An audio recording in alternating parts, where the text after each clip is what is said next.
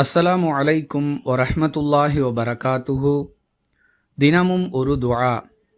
சாப்பிடும் பொழுதும் பருகும் பொழுதும் பிஸ்மில்லாஹ் என்று சொல்லி துவங்க வேண்டும் என்பதே நபி வழி. இது நாம் அனைவரும் அறிந்த செய்தி என்றாலும் சாப்பிட துவங்கும் பொழுது ஓத வேண்டிய துஆ என்ற பெயரில் பல வாசகங்களை எழுதி வைத்திருக்கிறார்கள். அவை திருக்குர்ஆனிலோ ஆதாரபூர்வமான நபி மொழிகளிலோ இடம்பெறாத வாசகங்கள். எனவே மக்களுக்கு மத்தியில் இது தொடர்பான ஒரு தெளிவை ஏற்படுத்த வேண்டும் என்ற நோக்கத்திலேயே இந்த பதிவு. புகாரி எனும் நூலில் இடம்பெறக்கூடிய 5376வது ஹதீஸிலிருந்து இதற்கான ஆதாரத்தை பெற்றுக்கொள்ளலாம்.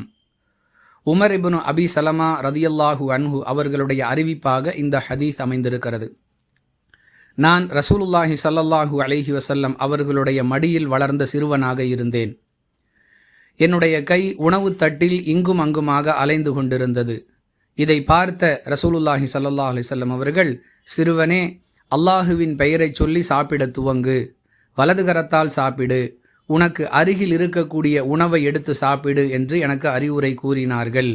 அன்று முதல் என்னுடைய உண்ணும் வழக்கம் அப்படியே ஆகிவிட்டது என்று கூறுகிறார்கள்.